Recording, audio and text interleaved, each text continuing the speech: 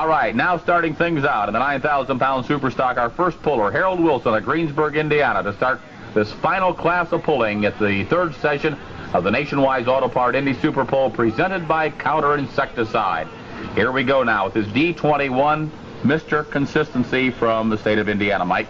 Well, I'll say Harold's tough, just any class he gets out and runs in. We see a lot of smoke now coming from the engine. Has he got a fire under the hood? What would you suggest, or has he got turbocharger problem? Oh, I think it may be a little exhaust leak from under the hood and a little blow-by out of the engine.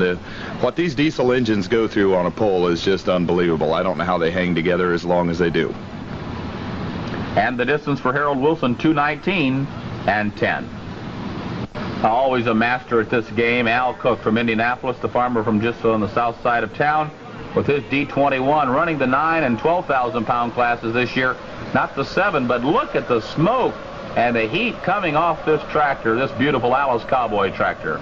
Well, I noticed a little bit of oil running on the ground just before he left the starting line. He may have had a oil line to a turbocharger or something leaking a little bit. But, man, he sure poured some smoke out in the arena, didn't he? Once again, a 4-turbocharger setup, Mike, with 2 turbos on the outside, 1 on each side, and 2 turbos under the 2 turbos the hood. under the hood. The distance for Al Cook, 2:26 and 6. Trying to make it 2 wins in as many classes as he pulls in, John Klug out of Stockport, Iowa, with his International 3688, the new style IH. Look at him go, the Red Baron. He's on it, picking up the front end. We haven't seen him run that big a wheelie in a long time. And he's going to take the lead right now at 2:33 and 1. And if nobody can catch him, he's going to make it a second win here at Super Bowl 14. John Klug. Here's Bill Berg from near Minneapolis, Minnesota, a little town called Farmingham, International 3688. Here again, another new style tractor. The front end is lowered. And Mike, look at that, a big wheelie right up. Really stood up high out of the hole. I'm going to carry his front end real high all the way down the track. Bill Berg, never enough. And he comes to a halt. That's a 4-turbocharger setup? Yeah, it sure is, Dave. Only with all 4 of them under the hood, they only need 1 exhaust stack. Bill Berg, 2:22 and 1. Keith Haynes now from Charlotte, Michigan, driving the AC D21. Mean old Alice. Here they go. Always tough in all 3 heavy super stock classes. He's on it, lifting nicely, Mike. Yeah, real good. His balance is just about perfect, just carrying the front end about a foot above the track. But he's going to come up a little short at 2:13 and 2. Asden Lane now out of Dayton, Minnesota, where his family's in the dairy business with an International 1486. You can see some smoke coming out of the stack there just a little bit where he's got leakage. This tractor runs a 7, 9, and 12, always competitive. Pulls a lot of pulls no matter where they're at in the United States. He's riding that left brake just a little bit, trying to bring it back around, and we see a puff of smoke come out of there. Asden Lane, 214.1, just slightly better than Keith Haynes with Mean Old Alice. Okay, Mark Ettinger up next from Milton, Indiana, with an AC D21. Well, I'll tell you, Dave, these D21s, if you're going to pull an Alice Chalmers in the heavy class, that's just about the thing to have. Mike, when was this tractor built? Oh, the D21s were built right around the middle 60s, I think from like 1962 till 1968. The last ones come off the line. A very popular tractor. Mark Gettinger's distance, 2:15 and 10. John Lancaster up now from Trafalgar, Indiana, with an AC 210. This has the same engine in it that the D21s have. It's just a little different style of tractor, Dave. John's really got his front end up in the air coming down the track. Just not the best super pull for him this weekend, John Lancaster, although he does place fairly high here tonight at 2:21 and 4.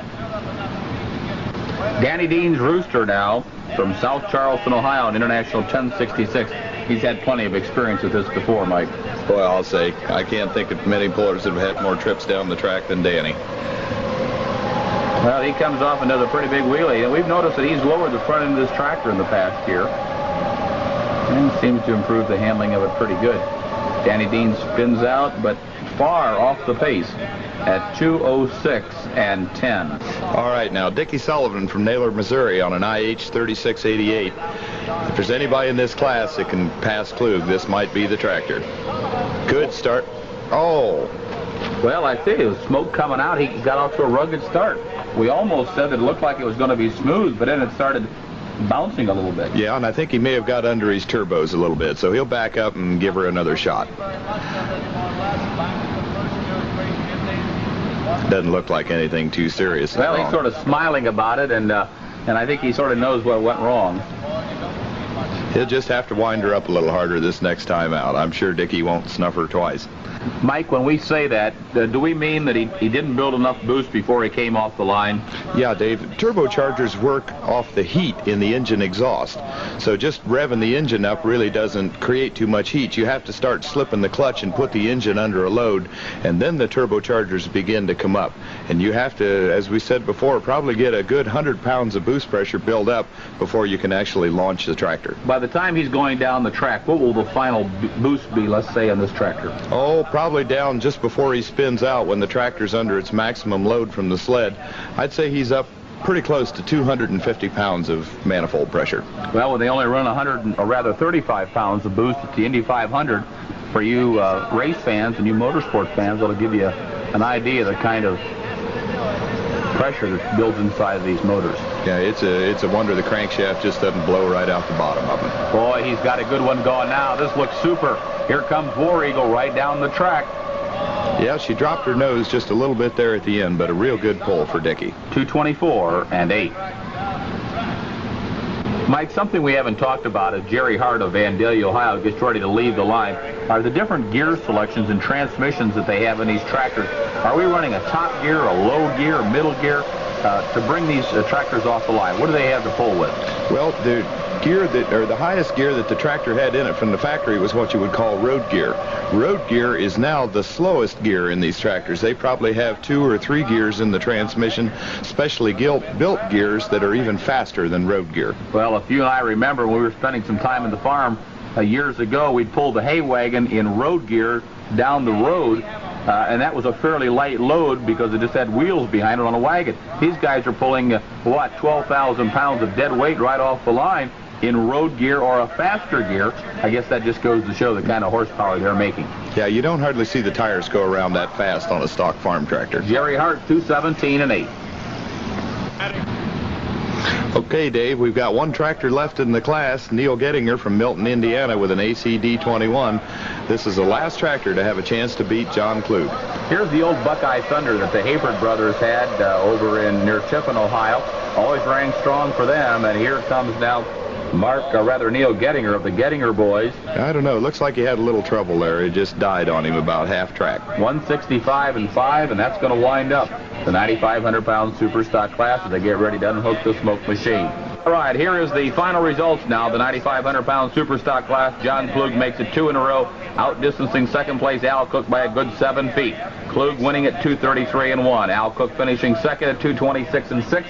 With the Alice Chalmers number 3, Dickie Sullivan making a strong run late in the class for third out of Naylor, Missouri at 224 and 8. Number 4, Bill Berg out of Minnesota with his big red IH at 222 and 1. Number 5, John Lancaster, the Hoosier with his AC 210 at 221 and 4. So that's going to wrap up the 3 big